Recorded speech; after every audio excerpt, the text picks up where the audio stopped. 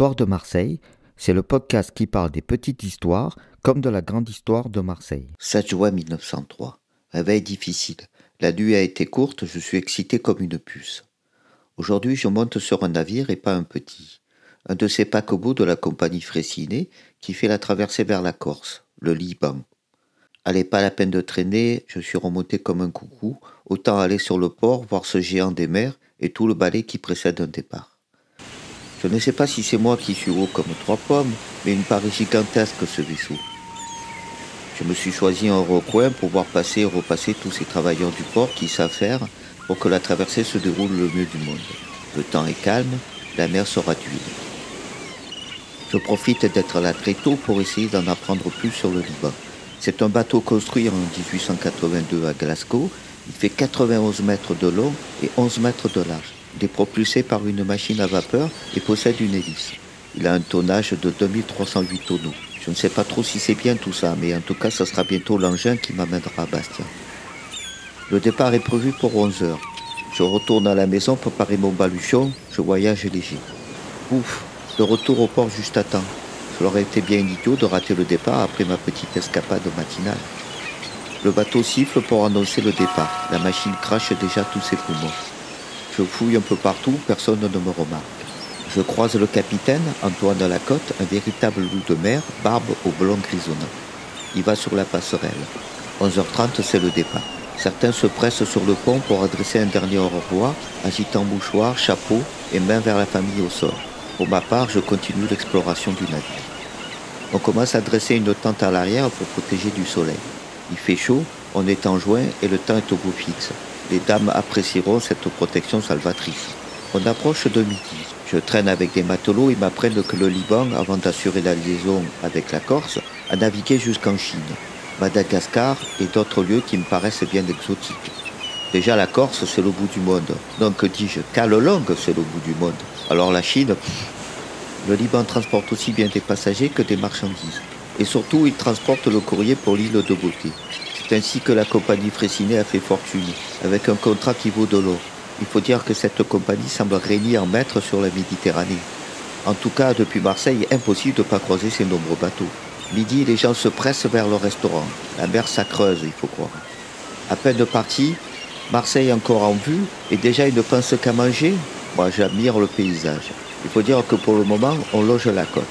J'ai l'impression que je pourrais toucher terre rien qu'en enlogeant le bras tellement on est près. Presque cela me fait peur d'être comme ça, mais les marins à bord m'assurent que c'est habituel. La terre que je vois, c'est l'îlot Tiboulin.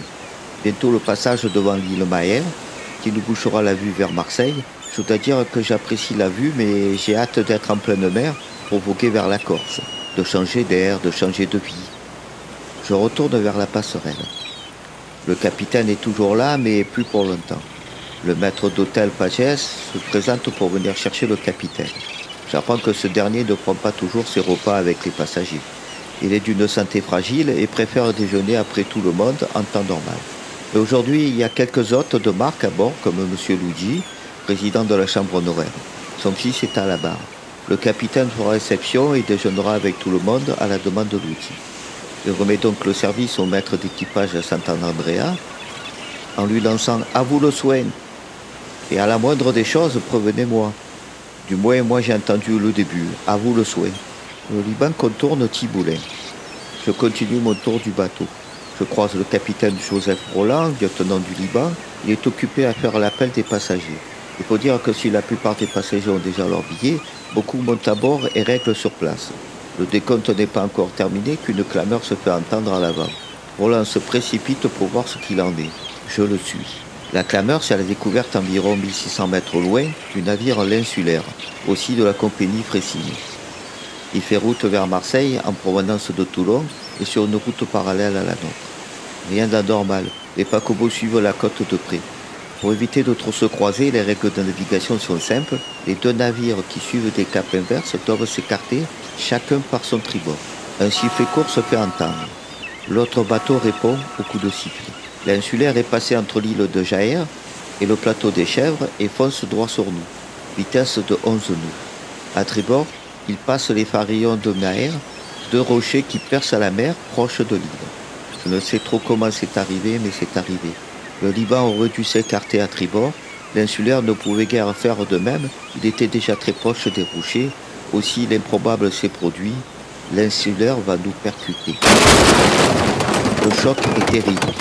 Le capitaine Joseph Roland va voir les dégâts à la demande du capitaine Lacotte.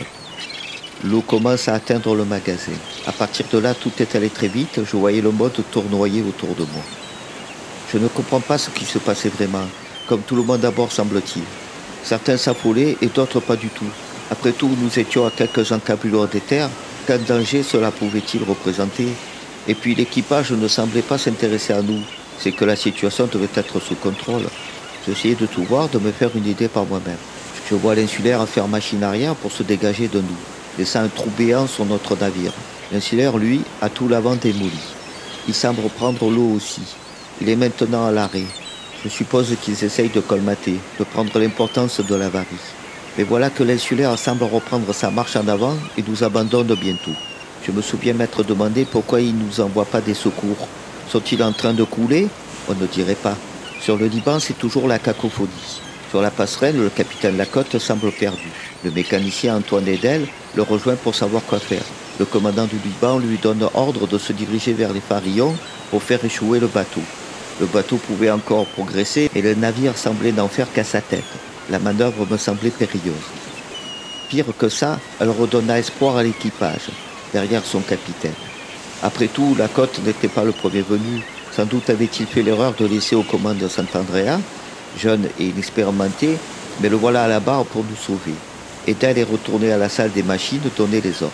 En bas, M. Doux, deuxième chef mécanicien du Liban, fait ce qu'il peut pour entretenir la chaufferie. À ce moment-là, je sors de ma torpeur. Il faut que je trouve une ceinture de sauvetage. Il doit y en avoir une dans ma cabine. Mais bon, trop heureux d'être à bord, je n'ai même pas vu où elle se situe. Je croise plein de passagers affolés et sans ceinture. Je leur demande s'ils savent où elles sont. La plupart ne les trouvent pas. Et puis l'équipage leur dit de ne pas s'inquiéter. Le capitaine allait faire échouer le bateau, ce qui laissera le temps à d'autres navires de nous rejoindre pour nous récupérer. Je trouve la phrase terrible. Que de temps perdu au lieu d'agir comme il se doit. Récupérer les ceintures, mettre à l'eau les embarcations de sauvetage me semble plus juste. Il doit bien en avoir à bord. En passant devant les cabines ouvertes, j'en aperçois au plafond, retenu par des ficelles en croix, mais impossible à retirer. À travers le hublot d'une cabine, j'en aperçois plusieurs jonchés au sol, mais la cabine est verrouillée. Je change de direction et je veux en savoir plus sur l'état du navire afin d'agir vite. Je croise des matelots qui crient vers des femmes. 2 femmes ont sauté sur une barque avec leur enfant. Les matelots leur disent « Malheureuse, que faites-vous? Vous allez vous noyer. Un bateau, le Balkan, vient à notre secours. » Elles remontent à bord. J'étais heureux d'apprendre qu'un bateau venait nous secourir, peut-être prévenu par l'insulaire qui avait disparu maintenant derrière Tiboulin et l'île de Mer. C'est là que s'est produit le deuxième choc. Le Liban a heurté les récifs des Farillons. Tout s'accélère encore. Cette fois, plus aucun doute, le bateau est perdu. L'avant commence à couler. De la passerelle, le capitaine crie « Aux embarcations !» Les passagers fuient vers l'arrière où se trouve la tente pour protéger du soleil. Le personnel de bord semble manquer en ce moment funeste pour guider les passagers. Je vois bien le marin De Angelis, croisé plus tôt ce matin, la quarantaine. Il aide les passagers à gagner les embarcations. Il n'a pas entendu l'ordre tardif du capitaine. La manœuvre semble compliquée. Les embarcations de sauvetage restent accrochées. On arrive enfin à en détacher une. Le Liban possède 6 embarcations, mais je ne suis pas sûr qu'elles seront de grand secours, vu la difficulté pour déjà en libérer qu'une seule. Un matelot me bouscule dans sa précipitation. Je décide de le suivre pour voir ce qu'il fait. C'est un dénommé Griasca. Il va rejoindre la salle des machines. Dans l'antre de la bête, tout le monde a fui. Griasca, même pas de service, rejoint Edel et tout. Il faut dire que ces hommes courageux sont notre dernier espoir. Si la chaudière explose, ce serait encore pire. Mais déjà l'eau envahit la chaufferie. Ils ne pourront pas y rester longtemps. Le temps, parlons-en. Tout cela m'a semblé une éternité, mais en vrai, cela n'a duré qu'une dizaine de minutes, je pense, peut-être 20. Bon, il est temps que je pense à sauver ma peau. Je ne suis pas mauvais nageur, la côte n'est pas loin, mais me jeter à l'eau sera la dernière solution. J'essaie de voir s'il y a des embarcations de sauvetage à rejoindre. Je vois les premières barques du Balkan arriver sur nous. Je saute. Nous sommes plus qu'à 1,50 m du niveau de l'eau, je nage comme je peux. Il faut que je m'éloigne du Liban pour atteindre les barques et surtout échapper au tourbillon du navire qui s'enfonce. Ouf, me voilà à bord de ce fragile esquif à qui je dois mon salut. On se rapproche du Balkan. Je vois le capitaine du bateau, Karies, qui rejette des colis qu'une embarcation du Liban avait conduit jusqu'ici avec essentiellement des hommes d'équipage. Je dois saluer ce geste du capitaine. Comment peut-on penser à sauver de la marchandise plutôt que des passagers dans un tel moment? Je suis sur le Balkan. Tout le monde est aux petits soins pour nous. J'ai appris le reste de ce que je sais à bord du Balkan. Si l'insulaire n'est pas resté pour nous porter aide, c'est que le capitaine du navire, un certain Arnaud, craignait pour la vie de son équipage et de ses passagers. Après le choc, il a fait visiter l'avant du navire et a constaté que tout l'avant était démoli, même en dessous de la flottaison. Il a alors pris la décision de se diriger vers la plage Montredon pour rechouer le navire. Mais l'insulaire n'était pas si en danger que ça, et il n'avait que 36 hommes d'équipage et 13 passagers. Or, il y avait aussi 6 embarcations de sauvetage à son bord, il aurait pu nous envoyer quelques-unes à notre rescousse. Il a malheureusement continué sa route. C'est là qu'il a croisé le Balkan et l'a prévenu de se rendre à notre secours.